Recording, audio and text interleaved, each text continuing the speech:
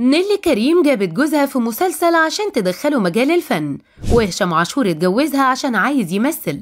باسم سمرة مصمم يكسب عداوة نيلي كريم بتصريحاته اللي دايما ضدها. يا ترى ايه الكلام ده وايه اللي ما بين الفنان باسم سمرة ونيلي كريم اللي يخليه دايما يتكلم عنها بالطريقة دي في كل لقاء يظهر فيه؟ أنا بقى أقول لكم. النهاردة باسم سمرة فتح النار على نيلي كريم مرة تانية، لكن المرة دي بسبب دخول جوزها لاعب الاسكواش هشام عاشور الوسط الفني ومشاركته ليها في عمل درامي بيتعرض في موسم رمضان الحالي.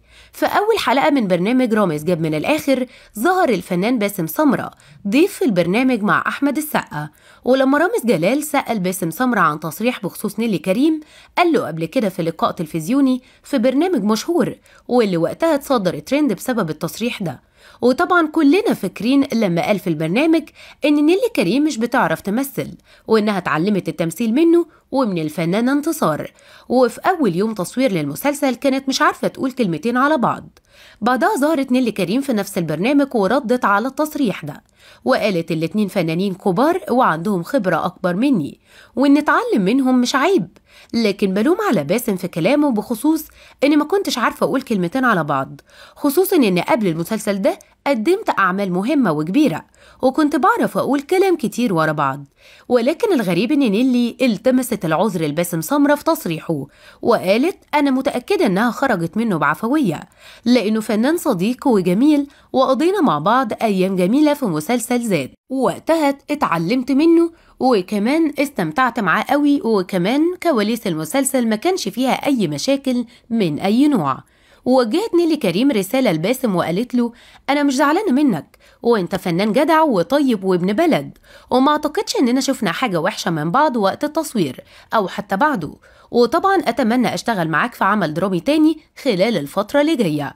والله يا نيلي انت كده عداكي العيب بصراحة، كلك ذوق وردك بيدل على إنك بنت أصول وبنت بلد. وبعد الرد ده المفروض بقى باسم سمرة يبطل يجيب سيرتها بكلام مش حلو في أي لقاء ليه. لكن نقول إيه؟ الظاهر بقى إن باسم مصمم إنه يخسر زميلته نيلي ومش فارق معاه أي حاجة. ومجرد ما رامز جلال سأل باسم سمرة عن نيلي كريم وعن إساءته ليها قرر إنه يفتح النار مرة تانية عليها، بس المرة دي في حياتها الشخصية. ورده ده كان غريب الحقيقة.